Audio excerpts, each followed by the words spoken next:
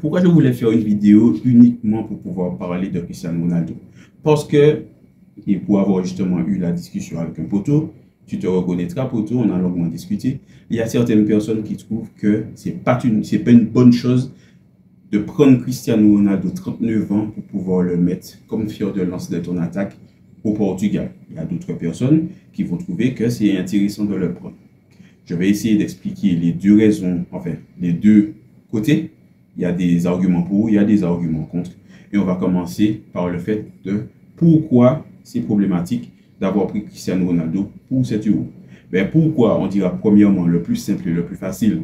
Cristiano Ronaldo, même si c'est une bête de travail, il est sur la pente descendante, il a bientôt 39 ans, il a déjà 39 ans, on va dire bientôt 40 ans, il est sur la pente descendante, malgré le fait qu'il a une hygiène de vie irréprochable et que c'est une bête de travail, qu'il entretient son corps pour pouvoir maintenir ses performances, mais le poids de l'âge, on ne peut pas tricher avec ça. On peut faire tout ce qu'on veut.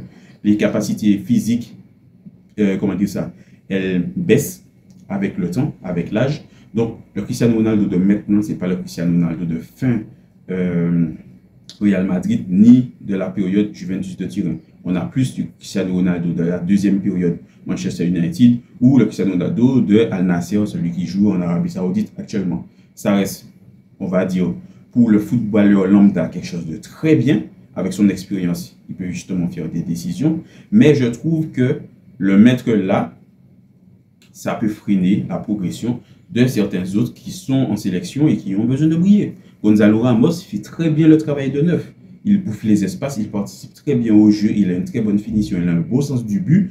Le fait de s'entêter à mettre Cristiano Ronaldo à chaque fois, ça freine la progression de Gonzalo Ramos, qui lui, il n'a pas encore de statut dans l'équipe, donc il ronge son frein. Mais franchement, je pense que le Portugal aurait gagné, justement, à faire Gonzalo Ramos jouer plus, à faire Cristiano Ronaldo le prendre, oui, certes, mais le faire entrer en cours de jeu, plutôt que de le mettre titulaire et de le faire jouer 60 minutes, 70 minutes, voire ne pas le sortir du tout, puisque Martinez a des difficultés à le faire sortir, puisque on connaît tous le caractère de Cristiano Ronaldo. Tu te dis que si jamais tu sors le gars en cours de match, il n'a pas encore marqué, ou le Portugal n'a pas encore fait de différence, c'est peut-être prendre le risque de prouver le vestiaire par rapport à son caractère.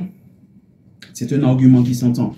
Mais justement, les gens qui voudraient voir d'autres attaquants et peut-être Cristiano Ronaldo, mais pas titulaire, ou pas voir Cristiano Ronaldo directement en équipe du Portugal, ça s'entend. Je ne suis pas de leur avis et je vais vous dire pourquoi. Maintenant, je vais expliquer pourquoi c'est bien que Cristiano Ronaldo il soit en équipe du Portugal. Pourquoi? Parce que c'est Cristiano Ronaldo. C'est les gens, ils ne vont pas se poser la question de savoir pourquoi Messi il est toujours en équipe d'Argentine. Messi, même s'ils ont 2 ans d'écart, Messi il est largement plus sur la fin de sa carrière. Lui-même, il a témoigné dernièrement pour dire que les réveils sont difficiles maintenant. Il y a des fois, il y a ses jambes qui se raidissent. Il a super mal aux jambes, super mal aux muscles. On sent que c'est la fin. Les gars, ils sont sur la fin. C'est des gars qui ont commencé très jeunes. Messi a commencé très jeune au Barça. Cristiano Ronaldo a commencé très tôt aussi le football. Donc, ces gars-là sont au top. S'ils ont commencé à 16 ans, Messi en a 37, Ronaldo en a 39. Vous voyez, ils sont là depuis ils ont plus de 15 ans de carrière. On va dire ils ont quasiment 20 ans de carrière. Donc, c'est totalement normal que les gars ils soient usés. Mais s'ils représentent des choses tellement puissantes pour leur pays, et donc Cristiano Ronaldo représente tellement quelque chose de puissant pour le Portugal, d'accord?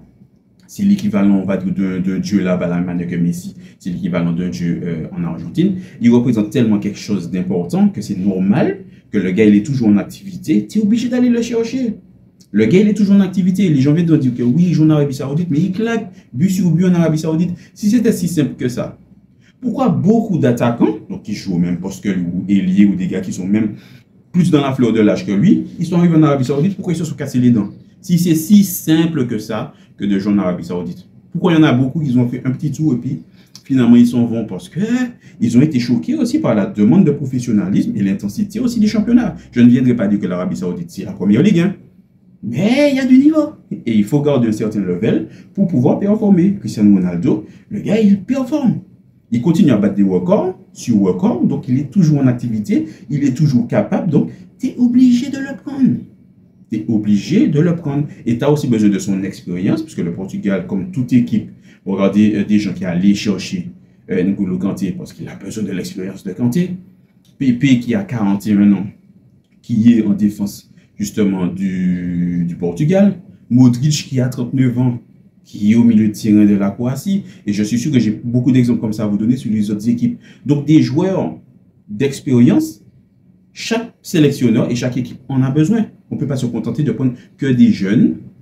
Voilà, on ne peut pas se contenter de prendre que des jeunes et puis de faire les jeunes gambader sur le terrain. Ils ont besoin d'anciens qui ont vécu ces moments-là, qui ont cette expérience-là, pour leur rapporter cette expérience-là à des moments de doute. Vraiment, à des moments de doute, ils ont besoin justement de ces joueurs-là. C'est pour ça que je comprends totalement que Cristiano Ronaldo, il a été sélectionné. Maintenant, on va revenir sur le côté émotif de Cristiano Ronaldo. Je trouve que c'est problématique et je trouve que c'est beau en même temps. C'est problématique parce que à ce moment-là du match, en plein match, il me semble que c'est la première fois de mémoire que je le vois craquer. Je l'ai déjà vu craquer à la fin de match, dans les coulisses, dans les couloirs du stade, au coup de sifflet final, parce qu'il s'est blessé et qu'il sait qu'il ne peut pas continuer, par exemple, le match. Mais en plein match, quand le match n'est pas encore terminé, en plus, il y a sa mère, je pense qu'il va regarder l'écran géant, il voit sa mère, après avoir raté le penalty, il voit sa mère en train de pleurer, donc ça lui donne encore plus envie de pleurer, donc il faut encore plus en larmes, parce qu'on sent que le gars, il a tout donné à ce sport-là. Il a tout donné à ce sport-là.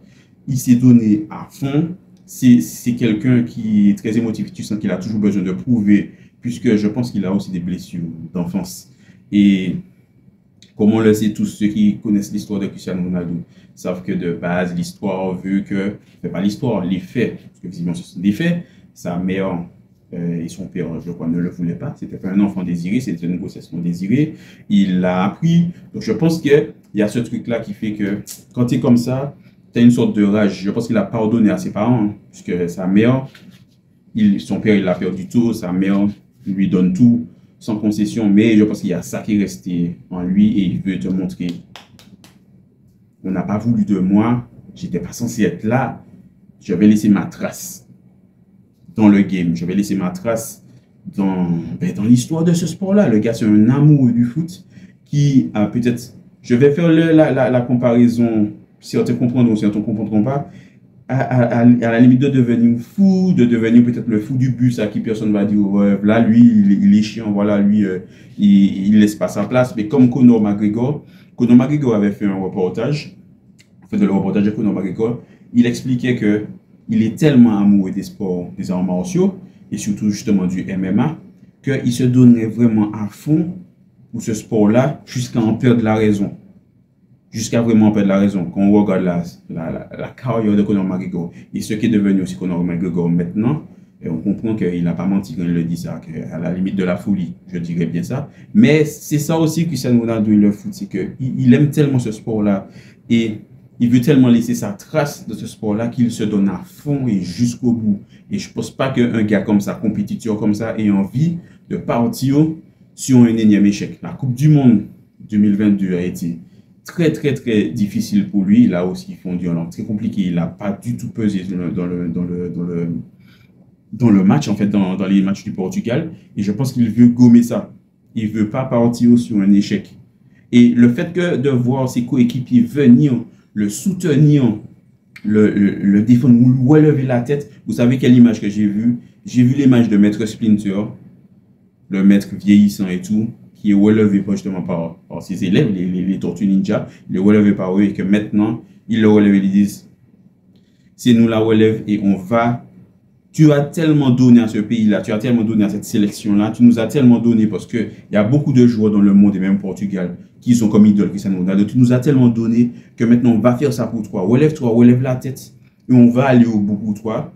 Tu as peut-être plus les cannes de tes 20 ans, de tes 30 ans, mais on va t'aider à aller au bout, on va t'accompagner. C'est ce que j'ai ressenti. Et les gens, certains seront d'accord avec moi, d'autres pas, mais c'est exactement ce qui se passe avec Messi en Argentine. Les joueurs, depuis avant la Coupe du Monde, et depuis après la Coupe du Monde, ils jouent tous pour Messi. Tu as des joueurs qui témoignent même, ils veulent gagner un autre trophée pour le donner à Messi. Ils veulent rendre à Messi ce que Messi a donné au football argentin. Donc, ils se donnent corps et âme pour leur idole, d'accord, pour leur capitaine, leur chef, qui est Messi. Et moi, quand je vois certains, justement, joueurs du Portugal, j'espère que c'est ça, j'espère que je ne me trompe pas, le lever comme ça, l'emmener comme ça, c'est comme si c'est la même chose pour dire, tu as tellement fait pour nous.